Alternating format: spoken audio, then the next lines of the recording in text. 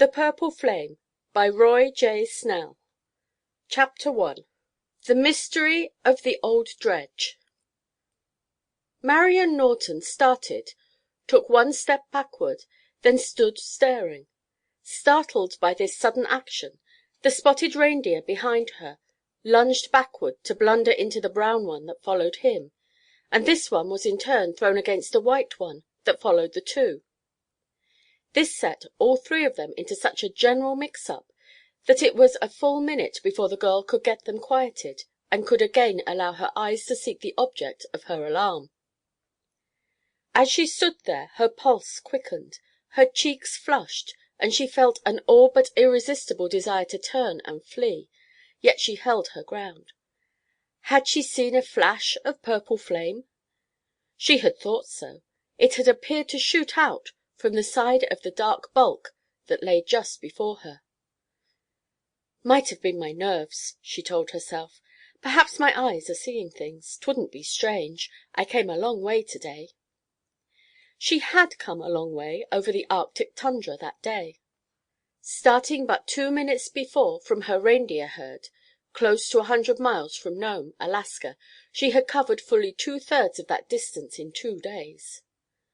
Her way had led her over low hills, across streams whose waters ran clear and cold toward the sea, down broad stretches of tundra whose soft mosses had oozed moisture at her every step. Here a young widgeon duck, ready to begin his southward flight, for this was the Arctic's autumn time, had stretched his long neck to stare at her. Here a mother white fox had yap-yapped at her, insolently and unafraid. Here she had paused to pick a handful of pink salmon berries, or to admire a particularly brilliant array of wild flowers, which, but for her passing, might never have been born to blush unseen and waste their fragrance on the desert air. Yet always, with the 3 reindeers at her heels, she had pressed onward toward Nome, the port and metropolis of all that vast north country. The black bulk that loomed out of the darkness before her was a deserted dredging scow, grounded on a sandbar of the Sinrock River. At least, she had thought the scow deserted. Until now she had believed and hoped that here she might spend the night, completing her journey on the morrow. "But now," she breathed, "yes, yes, there can be no mistake. There it is again." Sinking wearily down upon the damp grass, she buried her face in her hands. She was so tired she could cry. Yet she must mush on, through the dark, over the soft, oozing tundra, for 15 more weary miles. 15 miles further down the river was the Sinrock Mission. Here she might hope to find a corral for her deer, and food and rest for herself. Marian did not cry.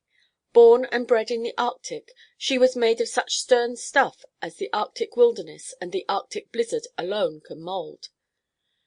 She did not mean to take chances with the occupants of the old dredge.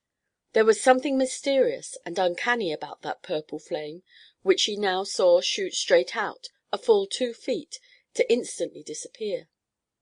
She had seen nothing like it before in the Arctic. As she studied the outlines of the dredge, she realized that the light was within it, that it flashed across a small square window in the side of the old scow. "No," she reasoned, "I can't afford to take chances with them. I must go on down the river.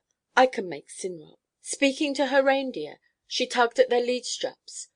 One at a time they started forward, until at last they again took up the weary swish-swish across the tundra. Once Marian turned to look back. Again she caught the flash of a purple flame. Had she known how this purple flame was to be mixed up with her own destiny, she might have paused to look longer. As it was, she gave herself over to wondering what sort of people would take up their habitation in that half-tumbled-down dredge, and what their weird light might signify. She had heard of the strange rites performed by those interesting child people, the Eskimos, in the worship of the spirits of dead animals.